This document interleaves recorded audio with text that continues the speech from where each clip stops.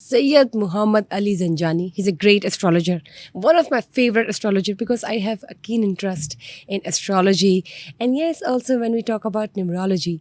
तो चलिए आइए प्रोग्राम का बाकायदा आगाज़ करते हैं. आपको मिलवाती चलूँ पाकिस्तान के मशहूर नामवर एस्ट्रोलॉजर से. जी अस्सलाम वालेकुम सर. वालेकुम सलाम. वेलकम टू समा पॉडकास्ट. बहुत शुक्रिया आपका. सर जब बात करते हैं सैयद मोहम्मद अली जंजानी साहब की तो सभी जानते हैं कि आप एक लेगेसी को लेकर चल रहे हैं और एस्ट्रोलॉजी की दुनिया में बहुत बड़ा नाम है आपका और आपकी फैमिली का. तो मैं ये चाहूँगी कि आप सबसे पहले तो ये ज़रूर बताइए कि इस लेगेसी को कंटिन्यू जो आप कर रहे हैं ये अनइंटेंशनली चल रहा है या इंटेंशनली शौक से कर रहे हैं या फैमिली की तरफ से था कि आपने इसको इसी फील्ड को परस्यू करना है? बहुत शुक्रिया आपका. इसमें ऐसा है कि पहले तो शौक़ नहीं था क्योंकि मेरी अपनी जो एजुकेशन है, मैंने मास्टर्स किया फिल्म एंड मीडिया में.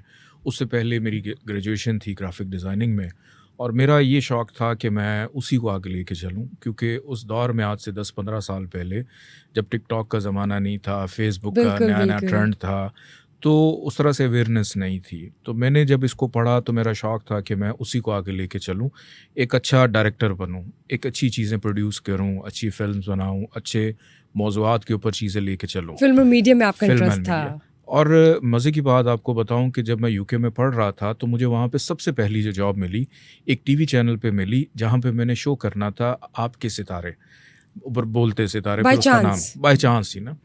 और मैं जहाँ भी जाता था यूके में मेरी पहचान थी कि ये जंजानी साहब आ गए, ये तो हाथ देखेंगे, सितारे हैं, वो देखेंगे, जायचा बनाएंगे. तो वो करते करते मुझे रियलाइज़ हुआ कि मैं जितना मर्ज़ी मीडिया पढ़ लूँ, जितना मर्ज़ी मेरा शौक़ हो, लेकिन अल्टीमेटली मेरी पहचान ये बनता जा रहा है.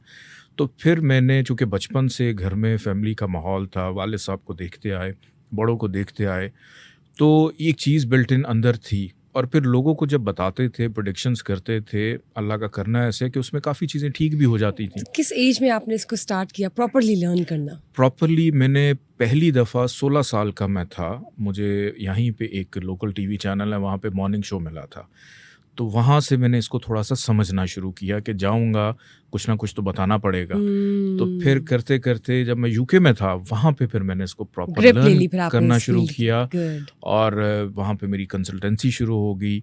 मेरा पार्ट टाइम एजुकेशन के साथ-साथ काम ही यही था कि मैं लोगों के जायचे बनाता था और फिर मुझे शौक़ था ट्रैवल करने का. अच्छा, बड़ी अजीब बात होती है ना यूके में जायचे बनाना. हालांकि ये देसी एक पाकिस्तानी और एशियन कल्चर में चलता ही है, इंडिया में भी बल्कि इसका बहुत रुझान है. लेकिन जब आप यूके की बात करते हैं कि जायचे, तो यूजुअली नाजरीन भी सोचोगे कोई ना कोई फॉरेनर बैठ के ज़रूर जंजानी साहब से अपने जायचे बनवाता होगा. वहाँ पे होता ये था कि जब मैं शो करके फारिग होता था, बाकायदा बुकिंग्स होती थी बाद में 2-3 घंटे तक के लोगों की बुकिंग्स होती थी. वो कॉल्स के ऊपर उनको जवाब देना होता था, पेड बुकिंग्स होती थी. तो वो करते करते इंटरेस्ट पैदा हुआ कि और तो कहीं से पैसे नहीं आ रहे, यहाँ से पैसे भी आ रहे हैं, सर्कल भी पूरा हो रहा है, एजुकेशनल फ़ी भी पूरी हो रही है. फिर कुछ अर्से बाद जब मैंने गाड़ी ले ली एक अच्छी, फिर वहाँ पे मैंने घर लेने लगा. तो मैंने देखा कि यार इसी फील्ड के अंदर जो है मेहनत करनी चाहिए. तो फिर मेहनत की, अल्लाह ने वहाँ पे इज़्ज़त भी दी और अभी तक अल्हम्दुलिल्लाह वहाँ पे बहुत सारी चीज़ें हैं जो मेरे कनेक्शन में रहती हैं. फिर मैं वापस जब आया पाकिस्तान तो यहाँ पे आके मैंने इसको प्रॉपरली अपने वालिद साहब के साथ 3 साल मैंने लगाए कि 3 साल मैं उनके साथ रहा. वो क्या खाते हैं, क्या पीते हैं, किस तरह से लोगों को काउंसलिंग करते हैं. मेरी टेबल उनकी टेबल के साथ लगी होती थी और लोगों को क्या रेमेडीज़ बता रहे होते हैं. तो मेरे फादर मेरे उस्ताद भी हैं, मेरे टीचर भी हैं, मेरे गुरु भी हैं.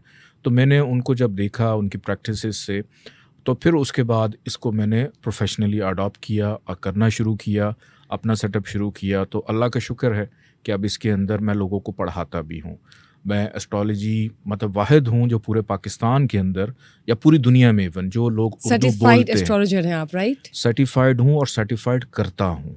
Very good. हमारा इदारा आईना किस्मत 1947 से इस फील्ड में हमारे मैगजीन्स आ रहे हैं अकल्ट साइंसिस के ऊपर जो 76 ईयर से प्रिंट हो रहे हैं, अभी तक चल रहे हैं. मेरे फादर मेरे भाई उसको लेके चलते हैं. मैं ज़्यादातर डिजिटल प्लेटफॉर्म को देख रहा होता हूँ और पूरी दुनिया में जो लोग भी उर्दू बोलते हैं, सीखते हैं, समझते हैं, चाहे वो इंडिया हो, पाकिस्तान हो, बांग्लादेश हो, कहीं भी हो, उन सबको मैं एस्ट्रोलॉजी पढ़ाता भी हूँ कि अगर वो प्रोफेशनली इसको अडॉप्ट करना चाहें तो वो मेरे से सीखते हैं. और ज़रूर, ये बाकायदा तो बहुत क्लासेस होती बेहतरीन हैं हर आपने साल। बात बता दी नाज़रीन को, क्योंकि कहीं न कहीं किसी न किसी को हमेशा से क्यूरियोसिटी और इंटरेस्ट रहता ही है। एस्ट्रोलॉजी की बात करते हैं हम, बल्कि इसके साथ-साथ आपको न्यूमरोलॉजी और भी बहुत सी ऐसी फ़ील्ड्स हैं जो इसी से रिलेटेड है, आपको जी। उसका भी इल्म है और ये बहुत बड़ी बात है। सर, जब मैं बात करती हूँ आपकी, तो ये बताइए कि आपने अपनी लाइफ़ में एस्ट्रोलॉजिकल पॉइंट ऑफ व्यू से कितनी चीज़ों को डायरेक्शन दी है? उसमें ऐसा है कि बहुत सारी चीज़ों के अंदर, ऑलमोस्ट सारी चीज़ों के अंदर इम्प्लीमेंट करते हैं हम लोग, कि कोई नया काम शुरू करना है, कोई नई चीज़ उसका आगाज़ करना, अच्छे टाइम को देखते हैं, किसी के साथ को नाइस। ताल्लुक़ जोड़ना है, किसी को अपने घर इवन इनवाइट करना है, दिन अच्छा ओह! होना चाहिए, इन्विटेशन तक दिन मतलब अच्छा देखा होना जाता चाहिए। है। दिन देखिए, अब आप किसी को अपने घर बुला रहे हैं, अगर वो वंडरफुल। दिन ही नहस है, ना आपका मूड है हम्म। अपने मेहमान को एंटरटेन करने का, ना आपका मेहमान इस मूड में आए कि वो आपकी चाय को पसंद करे, आपके खाने को पसंद करे, और वो एक अच्छी ऐसी एनर्जी हो, पॉजिटिव। पॉजिटिव एनर्जी हो, तो फिर उसकी रेमेडीज़ भी होती हैं कि कुछ चीज़ों में अगर आप नहीं उसको बेहतर अंदाज में लेके चल सकते, तो आप रेमेडीज़ करते हैं, सदक़ात की सूरत में, स्टोन्स की सूरत में, वज़ाइफ की सूरत में रेमेडीज़ होती हैं। फिर हर 2 घंटे के बाद इंसान का मूड मिज़ाज बदल जाता है। ये आपने बहुत अच्छी बात कर दी कि ये तो बल्कि मैंने खुद भी फर्स्ट टाइम सुना है कि जी। इनविटेशन जब आप किसी को घर पे देते हैं नाज़रीन, तो तब भी आप हुँ। टाइम का ज़रूर ख्याल रखिए कि कैसा मूड है आपका, कैसी वाइब्स होंगी, इसका ऑरा, एम्बियंस, वो आउटपुट क्या निकलेगा, ये बहुत अच्छी बात है। जी, बिल्कुल ऐसे ही। तो मुझे ये बताइए, जब हम बात करते हैं इनविटेशंस की, तो सर ये कैसे मालूम किया जा सकता है कि अगर किसी ने किसी को इनवाइट करना है अपने घर पे और उसका मूड नहीं है या जो भी है, हुँ। वो मीटिंग फ़ायदेमंद साबित होगी या नहीं? किस तरह से हम इसको एनालाइज़ कर सकते हैं? बुशरा, इसके ना महीने के 7 दिन हैं और हर दिन जो है किसी न किसी प्लैनेट से मंसूब है। जैसे संडे है वो सन का दिन है, मंडे है मून डे है, ट्यूसडे है मार्स का दिन है, वेडनेसडे है मरकरी का दिन है, थर्सडे है जुपिटर का दिन है, फ्राइडे है वीनस का दिन है, राइट। सैटरडे है सैटर्न का दिन है। कि अगर आपने कोई अथॉरिटेटिव काम करना है जिसमें आप चाहते हैं कि आप दूसरों पे हावी रहें, तो उसमें संडे का इंतखाब करना आपके लिए ज़रूरी है, आप उसका इंतखाब करें। अगर आपने कोई इमोशनल काम करना है, किसी को प्रपोज़ करना है, आपने किसी से अपनी दिल की बात करनी है, आप मंडे का इंतखाब करते हैं। फिर अगर आपने किसी के साथ कोई बहस मुबाहिसा, लड़ाई, झगड़ा, किसी चीज़ को सॉल्व करना, पंचायत है, जिरगा है, तो वो आप ट्यूसडे के दिन का, कि आपने किसी चीज़ को प्रिंसिपल वे में लेके आना है, डिसिप्लिन करना है, तो आप ट्यूसडे के दिन का इंतखाब करते हैं। अगर आपने किसी से मीटिंग करनी है, मार्केटिंग का काम है, कम्युनिकेशन का काम है, किसी को दलील देनी है, किसी को समझाना है, तो आप वेडनेसडे के दिन का इंतखाब करेंगे। अगर आपने कुछ स्पिरिचुअलिज़्म का काम करना है, रूहानी काम करना है, आपने हीलिंग करनी है किसी की, आपने किसी को शिफ़ा देनी है या किसी से शिफ़ा लेनी है, आपने कोई इल्म हासिल करना है, ज्ञान हासिल करना है, नॉलेज, तो आप थर्सडे के दिन का इंतखाब करते हैं। अगर आप रोमांटिक हैं, प्यार है, मोहब्बत है, किसी से भी है, आपने किसी को ये एहसास दिलाना है कि हम तुमसे बहुत मोहब्बत करते हैं, हुँ। तो उसके लिए आप फ्राइडे के दिन का इंतखाब करते हैं। अगर आपने इंसाफ करना है 2 लोगों के दरमियान, आपने यस और नो का फ़ैसला करना है, आपकी ज़िंदगी में कोई गड़बड़ चल रही है, तो फिर आप सैटरडे के दिन का इंतखाब करते हैं उस ख़राबी को अपनी ज़िंदगी से निकालने के लिए। कि बहुत सारे लोग ऐसे होते हैं नौकरी छोड़ना चाहते हैं। आप अगर हफ़्ते के दिन का इंतखाब करेंगे, नौकरी छोड़ने में आसानी होगी। अब अगर आप किसी काम को आगाज़ करते हैं, मंडे का दिन क्यों आता है? क्योंकि ये मून का दिन है ना, हर इंसान के ज़ायचे में मून सबसे इम्पोर्टेंट प्लैनेट है। हुँ। फीलिंग्स हैं, इमोशंस हैं, जज़्बात हैं, आपकी मंडे के दिन से ख़ास एफ़िलिएशन होती है, आप एनर्जाइज़्ड होते हैं, आप बूस्ट होते हैं और आप काम को बड़े अच्छे अंदाज़ में कर रहे होते हैं।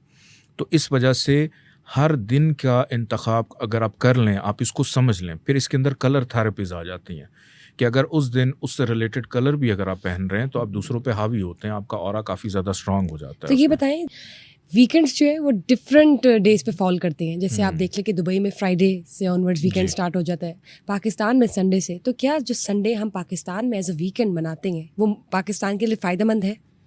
पाकिस्तान के लिए संडे का दिन एज़ अ वीकेंड बिल्कुल फ़ायदेमंद होता है। वैसे तो बीइंग अ मुस्लिम कंट्री, यहाँ पे भी फ्राइडे को पहले ऑफ था, जो कि बाद में चेंज किया गया। हुँ। आधा दिन वैसे ही ऑफ होता है यहाँ पे। तो जुमे के दिन की ज़्यादा एफ़िलिएशन है एक मुस्लिम कल्चर के साथ, जैसे मैंने बताया वीनस का नंबर है, मोहब्बत का, प्यार का, राइट। कम्युनिटी बिल्डिंग का नंबर है, हुँ। एक दूसरे के जो सोशली एहसासात हैं उसको समझने का दिन है। तो एस्ट्रोलॉजिकली अगर पाकिस्तान के अंदर फ्राइडे को छुट्टी हो तो वो ज़्यादा बेहतर है एज़ कम्पेयर टू संडे।